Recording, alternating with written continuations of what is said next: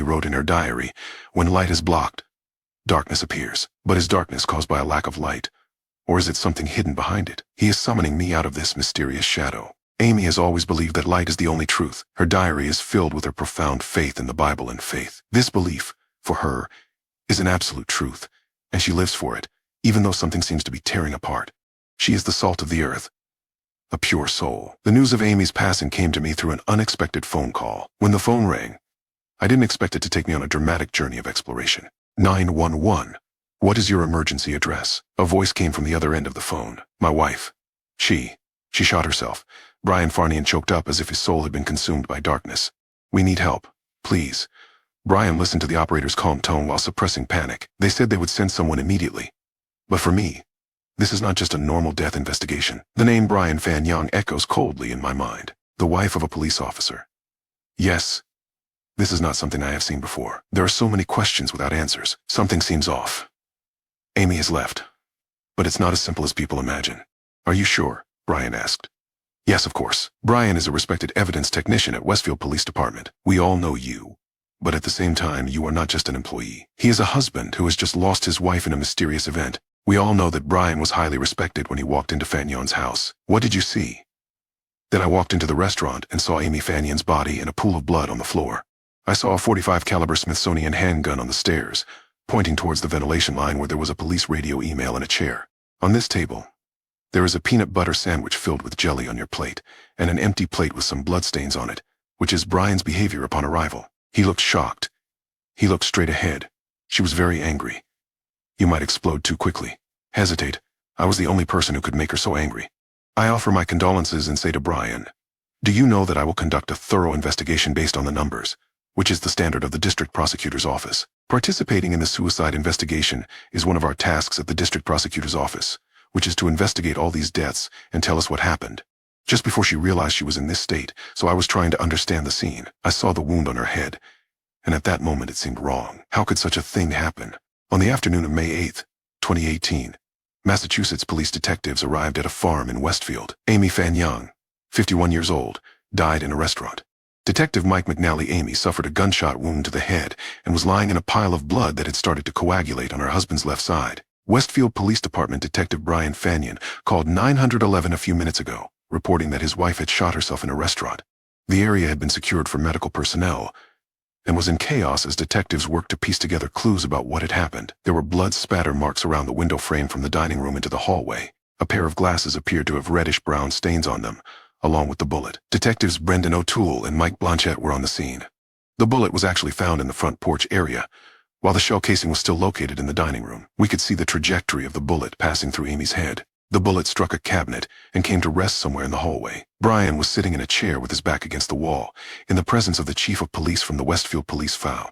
The chief was speaking with him. Everyone was in shock, including Amy's brother, Eric Hansen, who told detectives he had just been playing golf in the backyard when he heard Brian's cries for help. That was when he entered the house, saw Amy lying on the floor with the gun beside her, and Brian holding Amy's hand. He picked up the gun himself and moved it out of Brian's reach. He was worried about Brian's state of mind after just losing his wife. Well, what was that gun? A Smith Wesson MP45. Brian Fanyang's service weapon. Did that give you pause that it was Brian Fanyang's weapon? Yes, that made me hesitate at that moment. I knew I had to conduct a thorough investigation to avoid any conflicts of interest, O'Toole said. He decided that his unit, the Massachusetts State Police, would be the sole investigators. He wanted to take Brian out of the house to get his statement. I asked if he would come with me to the Massachusetts State Police Station, and Russell and I recorded his testimony. Tuesday, May 8th, at 2:41 p.m. I'm with Brian Fanyang. Brian, do you understand that I'm recording this? Yes, Brian told Detective O'Toole. He stated that he left the Westfield Police Department around 11:45 a.m. and drove to North Road to meet his wife, who was on her way home to prepare lunch for them. What was she doing? Making a jam pie. Brian said that when he arrived, they were still in the middle of a heated argument from the night before, a fight that had escalated significantly. Oh, it was really heated, he recalled. She was so angry. What was the argument about? I was about to retire. We were discussing what each of us expected in retirement, Brian explained. He told Amy he didn't want to spend his retirement maintaining their 200-year-old house, which Amy still cherished. They also discussed their old dog and his reluctance to get another one. You know, I wanted to have no dogs, he said. She always wanted a dog. I wanted to travel more than she did, according to Brian. That afternoon at lunch, Amy told him she had made plans for them to attend about a family member's plans for the day. Brian wanted to participate in a disc golf tournament, and he said, "No, I don't like those things. Why did you promise me without asking?" And according to Brian, that was when things began to spiral out of control. I took the gun out of the case and put it in the cabinet because I had to go to the bathroom. "Where's the cabinet?" "In the dining area." Brian said he locked the bathroom door. As you stepped out, Amy had the gun in her hand. She pointed it at her right temple. "Did you hear her say?" "I think she said, I think you didn't lock it." "Did she not want you there, or did she not want to be with you? Was she sitting?" "If not, she was standing." "She was standing." Okay. According to Brian, he was about 4 to 5 feet away. As he tried to stop Amy from pulling the trigger, he attempted to reach for her. I almost did. It happened too fast. I hesitated for a moment, then moved to grab her hand. I tried to call 911. 5 rings. "What's the number?" Ryan called 911. He called out for Eric, Amy's brother. "Son, how do you spell your last name? Hansen. Ansen. Eric told the detective that Brian said he and Amy had a heated argument, and Amy grabbed the gun. "He was distracted," he said. "What were you two arguing about?" "No, I just wanted to comfort him and said, it's not your fault, and it's not her fault Amy's death shocked the Westfield community. My name is Stephanie Berry, a Republican reporter from Springfield, Massachusetts. Amy's maiden name was Hansen. She came from a fairly large family. She and her sisters were considered some of the most beautiful, intelligent, and kind girls in school. In 1983, at the age of 16, Amy met 19-year-old Brian Fanion. Fanion came from a family of police officers and politicians, and in Westfield, the Fanion name was a point of pride. The Fanion family was like the Kennedys of Westfield. They were highly regarded. Brian and Amy married in 1985, and eventually had 2 children, Travis and Victoria. Terry Locardi said Amy loved being a stay-at-home mom. Amy focused on raising her kids. She believed that parenting was the best job in the world. The Van Gogh family held steadfast to their faith. They dedicated their lives to God and served the community, with Brian serving as a church deacon and digging wells for missionary work in Mexico. After 30 years of marriage, the Fanions were planning the next chapter of their lives. Then, those plans went off the rails. But did anyone know if Amy Fanion had any mental health issues or depression? So, I asked Brian, and he mentioned that years ago. She had some psychological issues and had been on medication for a time. Also, no, not recently. What Brian emphasized was that Amy often got angry. She was volatile, but she hid it well from everyone except me. And she only got angry when we were alone. In the middle of the interview, Detective O'Toole asked Brian if he had any female friends in his life. "I recently met a woman in Pittsfield. I was on assignment in Mexico, and we became good friends." "What's her name, Corey? Does she have a last name or just Coyne?" "Knowles, Knowl. You won't be in touch with her, right?" Detective Brian Van Young of O'Toole admitted to his friendship with another woman, and Ryan had previously told the detective that Colin Knowles went by Corey. She was a fellow missionary at a nearby church. They met in November 2017 during a mission trip to Mexico, and a friendship blossomed, but it never went any further. It was a romantic relationship. He mentioned a little flirting but insisted it wasn't sexual. His term was that they were not friends with benefits. At the end of the interview, Detective O'Toole asked Brian to surrender his personal phone. I had turned off the recording device, and that was when Brian told me he would show me some things on it. And it's not what it seems. "This is your warning sign." Yeah, there were plenty of warning signs. As an investigator, you need to keep an open mind. Just a week after the interview with Brian on May 14th, 2018, Amy's funeral took place. Brian planted a tree in the nearby Stanley Park to commemorate his wife, but the investigation into her sudden death was just beginning. Detectives had recovered a trove of deleted text messages from Brian's phone. There were hundreds of messages detailing the relationship he was having with Corey on May 7th, the day before Amy's death. Brian and Corey exchanged 72 text messages until 9:47 that night. In one exchange at 9:23 p.m., Brian wrote, "Good night, my love. I hope you have sweet dreams of the wonderful days and nights to come." Corey replied, "Good night, my love. I'll dream of you and all that the future holds for us." The next morning, at 10:00 a.m., Corey texted, "When can I hug you again?" Brian replied, "Not anytime soon," turning into a very long morning, and in just an hour or two, Amy Fanion was dead. Yes, there was a notification for a female party, who was now a potential suicide risk. The police were on their way. Brian wasn't being completely honest with us at that point, so we wanted to talk to him again. On May 17th, 2018, 3 days after Amy's funeral, Brian Fanion went to the district attorney's office to answer further questions. "Brian, we need to clarify a few things. We know you have your Miranda rights, right? And they were read to you from this form. The day before you didn't do this. Has anything changed? So you're not being arrested or charged. And on that same day, on the other side of town, Detectives met with Corey Knowles to learn more about her involvement with Brian. Corey Knowles, a 48-year-old woman, her grandmother, and a member of the church choir told investigators that her friendship with Brian helped her get through a troubled second marriage. Friends are easy to talk to, full of affirmation and love. And I'm here for you. But over time, their relationship shifted from friendship to flirtation. On April 16, 2018, 5 months into Brian and Corey's relationship, their messages took on a more intimate tone. When Corey visited Brian's home before they left to volunteer, was that the first time things got intimate? Did you two kiss on that April 16th? And where was I? I was in the kitchen right before I came in, before you got home. Corey told investigators that by the end of April, she and Brian had shared passionate kisses in her truck. Brian had left work early and met Corey at Westfield and Stanley Park, where they kissed. There were some sexual gestures, but according to Corey, Brian couldn't go further, saying, "I'm still married to Amy. We've seen the messages, and honestly, Brian, it seems like it was more than just a friendship. You know, I get that it escalated, and I feel completely ashamed about it, embarrassed by it. I shouldn't have done that. But many people have affairs without killing their wives, right?" Detective O'Toole then asked Brian to review his statement about what happened, starting from the moment Brian said, "He put his gun on the shelf and went into the bathroom, right? So you come out of the bathroom, right? And she's at the table. Where? Just tell me the position. Between the table and the hot seat. And a chair right there. I don't know if she was sitting or standing. I think she was standing. I should think she was standing now." As we tried to get step-by-step details, he seemed hesitant. "So you come out of the bathroom, right? And then what? What happens first?" "I just remember her saying that you clearly don't want me around." Then Detective O'Toole asked Brian to demonstrate what Amy did with the gun. "I just remember seeing her hands." "Did she point the gun at her head?" "Yeah. So she put it next to her head, right?" "Okay. And where was the gun when it went off? Was it in the sink or on her head?" But there was a problem. What Brian didn't know was that a CSI report and Amy's autopsy results had come in. The gunshot wound was inconsistent with a self-inflicted injury. Could it be said that this took the case in a completely different direction? Yes, in the second interview with Brian Fanion, Detectives O'Toole and Blanchett faced a challenge. This wasn't a routine interview for Mike and me. We had conducted thousands of interviews. You know, we're pretty good at it. But it's tough when it's a cop, because he knows exactly how we work. This was a difficult interview. There was an issue that the detectives presented. They reviewed the evidence they believed was crucial to the investigation. So far, there's no indication that she had approached the gun. Don't get me wrong, she did that. How do you say there are no signs? Well, that's what it shows us now. The medical examiner listed Amy's death as undetermined, and combined with the crime scene investigation results, the detectives didn't believe she had died by suicide. There's no doubt she was shot.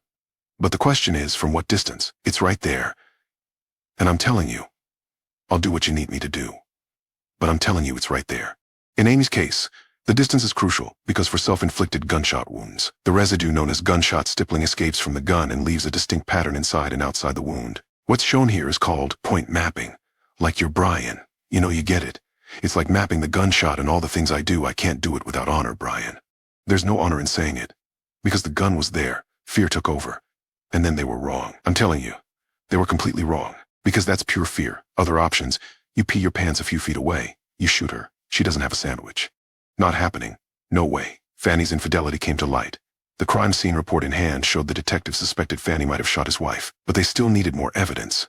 May 24th, 2018. The detectives obtained a search warrant for Fanny's house, and when they arrived, Brian asked me if I arrested him there. I told him I hadn't. Then he asked if I thought he did it. He asked if I noticed. Were you surprised? I didn't know what to think, and didn't answer his question. The detectives took additional measurements to analyze the bullet's trajectory. Fanny's household devices were seized along with his desktop and laptop computers at the Westfield Police Department for data extraction. Planning to kill his wife, and any evidence showed we had seen it all here. We are not the actual investigators. We are detectives, so we gather all this information and then present it to others. Others will make a decision about it, and others will. Hampton County Assistant District Attorney Mary Sandstrom, a new member of the homicide unit who came from New York to Massachusetts, can say that you're a bit out of your element. It's always tough not coming from the area you're prosecuting. Well, it's a very small town, very tightly knit, so yeah. You would never have the upper hand, because you don't know everyone's names, which made it even harder for Brian Fanning, a highly respected detective in that community. As spring turned to summer, Corey ended her relationship with Fanion, and by early 2019, Fanion had retired from the police department. The investigation into Amy's death continued, and we were still trying to run some tests because we wanted to build the strongest case possible. Before we went to the grand jury, There was a complication in the case file in the form of a letter, and Amy's family said they had always supported Brian Fannin. We believe that Amy committed suicide, that the letter was signed by Amy's siblings and even her mother, which must have been very difficult for you, and it put the prosecutor in a tough spot. 17 months after Amy's death, detectives showed up at Brian Van Young's door on November 6, 2019. I remember Brian came to the door very quickly and said something that meant come in, and then Mike Planchette began describing Brian, and we issued an arrest warrant for you. The police reported that Brian Van Young told them his wife had committed suicide with a gun during her lunch break last year while he was at home. During their investigation, I pulled out the handcuffs, and they only confirmed their suspicions that Brian had pulled the trigger. He was eating a nut, and his mouth was blown apart. When he reached behind him, he let himself fall to the floor, and we took Brian to the Russell State Police Barracks, where he was handling the photos. If Stan was charged with murdering his wife in the initial report, I would assess the desperation on Brian's face, as if I couldn't believe this could happen to Stephanie Berry. A crime reporter for the Republican newspaper recalled an unusual scene that took place inside the Hampton County Supreme Court in Springfield, Massachusetts, in early November 2019, when no one was there. He had spent a long time in Westfield without knowing who Brian Fannin was, and the house was filled with an obvious shock. Fan Yan, who appeared in court for his first hearing, did not enter a plea, and behind him sat the families of Brian and Amy. I couldn't think of any other example. I had seen the family of a victim stand up in support of the accused who had killed their loved one.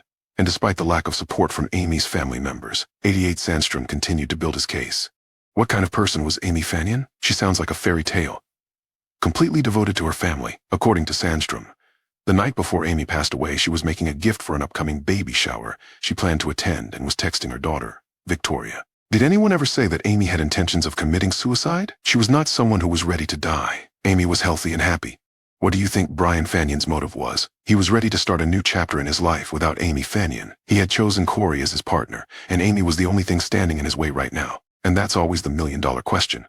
Why not just get a divorce? He couldn't divorce Amy because of how he would be perceived in this community. Divorce is public, but in his mind, murder doesn't have to happen in the dark. The trial began today for a former Westfield police officer accused of killing his wife on February 23, 2023. In the most publicized case in Westfield, Brian Fannin's trial has started. He faces life in prison for first-degree murder of his wife, 48 hours.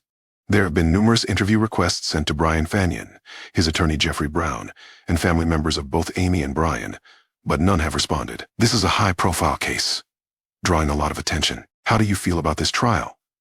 There's always a sense of unease, and this might be the most prominent case I've ever been involved in. The opening statements revealed conflicting information surrounding the circumstances of Amy Fannin's death. The defendant was a deacon at Wide Union Church and an officer with the Westfield Police Department. The evidence will show that while the defendant found the idea of continuing his marriage to Amy repulsive, he also couldn't divorce her, leaving him in a deadlock. As the evidence is presented to you, I will ask you to find the defendant guilty of first-degree murder. Fannin's defense is focused on Amy's anger issues and claims that she suffered from anxiety. Brown asserts that on the day Amy died, a dispute over Brian's retirement plans and a refusal to attend a family member's play pushed her over the edge. The day before Amy shot herself, she was furious with him. You had to be careful around Amy, for fear of setting her off. When the evidence in this case concludes, I will ask you to find Brian Fannin not guilty. Anna Hansen, Amy's sister. Anna Hansen is the first witness for the prosecution. She is the only family member who signed a support letter and is willing to testify against Brian Fannin. Anna stated that, during the investigation into Amy's death, her brother-in-law confided that he was worried about the searches he had conducted on his computer. I asked him about those searches. He also mentioned how to make a murder look like a suicide. He was clear that he was looking up how to make a murder look like a suicide. That's what he said, Anna told the jury. When she asked her brother-in-law why he searched, Fannin told her that Amy had asked him to look it up after watching an episode of CSI. It's a show. Anna asked Amy if she had watched these programs. The next witness for the prosecution is Yun Yun's former lover. A divorced woman named Corey Knowles told the jury that Fannin was worried about the end of her marriage. The defendant often talks about what he would do if he divorced her. Yes, if Amy leaves, he's worried she'll take him away, obviously. When he retired, the prosecutor called Tom Forrest. Forrest said that the cybercrime department has inspected all of Brian Fannin's devices, but Fannin's office computer has produced some strange results. Fannin visits the deadliest drugs every year, conventional and dangerous poisons, as well as 16 common household items that could kill you. But all of these guilty searches only begin at the beginning. 11 days before Amy's death, Fannin took an overdose of conventional prescription drugs and watched a news report on YouTube using her office computer. Gun residue testing tells us that he was not assigned to any active investigation in April and May 2018, which would require a gun residue search, and no one at Westfield Police Department did so. I tried to be open-minded about the presentation of evidence, but I don't think it's good news for Brian Fanning. A ballistics expert and an important prosecutor witness testified that Amy's wound was not caused by herself, as there were no gunshot wounds near the wound and bullet trajectory. The conclusion of Yasukuni Shrine is that Amy Fan Yang was hit from at least an 18-inch angle, not as Fan Yan claimed. Do you have any objections to the fence? After 12 days of testimony and 27 witnesses, without any intervention, firearms over 18 inches in size will be more difficult to be acquitted. The prosecutor took a break, but waited for the defense to be willing to present a key factor that could unravel the Das case without the prosecutor worrying about the defense. Perhaps not a good prosecutor. What do you think is the most conclusive evidence in the current conversation with Facebook's 48-hour team and ex-defense lawyer Jeffrey Brown, whose client is facing life imprisonment? When he cross-questioned Fanian's former lover Corey Hasty, he retaliated, stating that Fanian's romance was the primary motive for killing his wife, but hastily admitting to the defense that Fan Yang did not try to stop her when she ended the relationship. His reaction was affirmative. When you finally ended the relationship with Brian, right? As far as I know. He didn't tell you. Oh my God, I killed Amy for you. Are you leaving me? You've never said that before, have you? Yeah. On the website, the forest detective said that Fan Yan was exposed to carbon monoxide, an invisible killer, a common and dangerous poison, and 16 common household items that can kill you. The defense argues that. Some of the websites you have visited involve an old house, an old wooden fireplace, and potential risks to young family members. Did you know that during this period, the Fan Yang family started having a child at home? No, I don't know. But what the defense cannot reconcile is that Fan Yang searched for bullet marks a few days before Amy's death, and Amy's sister Anna was the only member of the family. Prepared to testify to the prosecution, she claimed that Brian told her he was looking for a way to make the murder look like suicide on his computer. You haven't found any pages that have been searched or visited that are related to terms that make murder look like suicide, have you? Yeah. The defense narrowed the focus and examined Amy's personality by asking Patricia Tarrant, Amy's mother, "Is your daughter Amy good-tempered?" Yes. According to Amy's sister Holly, she has a temper. This emotion is usually directed towards her husband. So, did she shout at Brian in front of you? I do. I feel ashamed for her. You don't often talk to your husband like this. This may be the way you shout at your child, but not your husband. But can Amy's anger lead to an impulsive decision, such as holding Fan Yang's gun? According to Amy's son Travis, this is possible. I can easily imagine her holding a gun, impulsively proving that she was holding it to pull the trigger and shoot. But what explains why there are no bullet marks on Amy's body? Her injuries correspond to close-range gunshot wounds. Based on this, Alexander Jason, a senior crime scene analyst, testified for the defense. This is the basis of the entire lawsuit, which should be the idea of 18 inches. Lack of ammunition traces is ineffective. Jason insists that the lack of ammunition marks is not caused by distance. This is Amy's hair. What can Amy Fan Yang's hair tell us? According to Jason's research, Amy Fanning's hair is thick and dense, which can block the marks of bullets. In 2004, the Federal Bureau of Investigation's Journal of Forensic Science published an article on the impact of hair on the deposition of bullet marks. Jason claimed that there may be bullet marks in Amy's hair, commonly known as GSR. The crime scene analyst did not examine her hair. What they should do is collect hair and analyze small particles to see if there are traces of gunpowder, which is a mistake. Jason's testimony at the trial was limited to support his theory. He and his daughter Juliana met us at a shooting range in California to demonstrate what might have happened to Amy Fan Yang. I will fire 2 shots, using a .45 caliber gun and ammunition identical to what was found at the scene.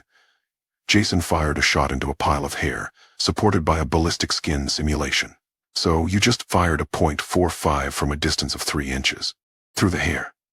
Exactly, Amy Fan Yang had thick hair, possibly thicker than this, where the bullet entered, and the hair would act as a filter, and prevent gunpowder residue from reaching her skin. To compare, Jason placed the gun at the same distance, using identical ammunition, and shot into a skin simulation without hair. And I pulled it out. Wow, you can see there's a huge difference. Look at that. It's a very clean wound. And that's a very messy one. It's unbelievable. All from the hair. All from the hair. The hair acted as a filter. It's fascinating. While Jason believes this scenario occurred with Amy Fan Yang, he does not assert whether Fan Yang killed his wife or not. Filtered that out. But what he believes is that relying on the absence of gunshot residue to build the case is flawed, and you shouldn't be convicted based on that. That's my stance. After 40 witnesses and 15 days of testimony, the argument she presented was that she had pointed a gun at her own head in a fit of rage, and thus caused her own death. The defendant intentionally killed Amy Fanning on March 21st, 2023. The jury took the case, and after 2 days of deliberation, the verdict was rendered. One would ask you if the defendant is guilty or not. Guilty. Guilty of what? Guilty of what degree? Brian Fanion was convicted of first-degree murder of his wife, Amy Fanion. He was sentenced to life in prison without parole. That day, Brian collapsed in tears. These people loved Brian and sincerely believed he was innocent. For Assistant Prosecutor Mary Sandstrom, the conviction of Fanion brought mixed emotions and difficulty. It wasn't a victory. Amy Fanion should have been here. She should have been with her daughter and son and her grandchildren, but she is no longer here.